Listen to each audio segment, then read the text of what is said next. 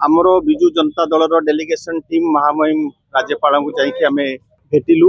दुईटी बड़ प्रसंग को लेकिन आम जाइलु। प्रथम प्रसंगटी हूँ संतोष खटुआ नीलगिरी विधायक जो भली भाव में अशालीन और अत्यंत कटु मंतव्य आम दलर वरिष्ठ नेत्री श्रीमती लेखाश्री सामंत सिंघार विरुद्ध रे देइथिले एवं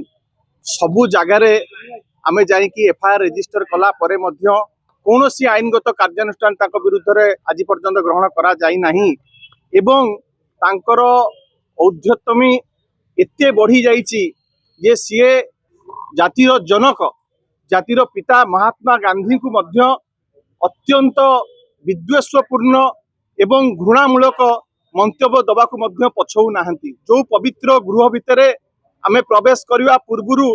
महात्मा गांधी प्रतिमूर्ति रे आमे मुंडिया मारिकी जाउचु। जो बाचस्पति मुंड उपरे महात्मा गांधी फोटोचित्र टंगा जाइची सेही पवित्र गृह भितरे किपरि भाबरे सीए जातिर जनक विरुद्ध रे एभली टिप्पणी देई पारले एवं आमे गोटे तालिका मध्य देकी जाइथिलु जे आठु कम आपराधिक कार्य करिकी किपरि भाबरे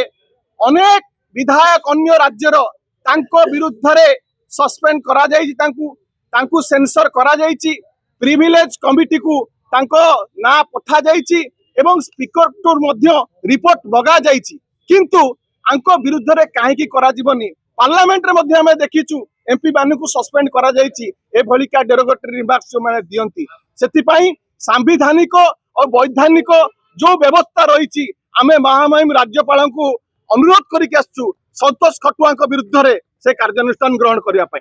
द्वितीय प्रसंग जहाँ आम समस्त को आंदोलित करिछि आदिवासी अध्युषित अंचल मालकानगिरी रे जो भली भाव में लाके पाढ़ियामी जड़े महिला को विभत्स दारुण एवं हृदय विदारक जो हत्या करा जाइछि परवर्ती समय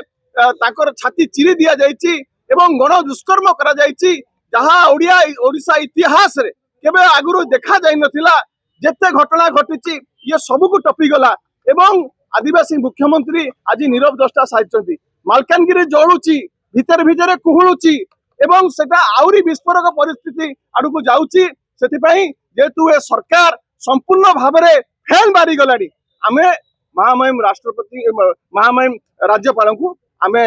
अनुरोध करिकी आसीचु जे तुरंत आपण हस्तक्षेप करंतु सिचुएशन आउट ऑफ कंट्रोल को जाउछि हाथ आम ओडिशा प्रशासनिक अधिकारी पुलिस प्रशासन का हाथरू बाहरी गलानी आपण इंटरवीन कले ही जाइकी मालकानगिरी रे पुणी शांति प्रतिष्ठा हो पारिबो। धन्यवाद।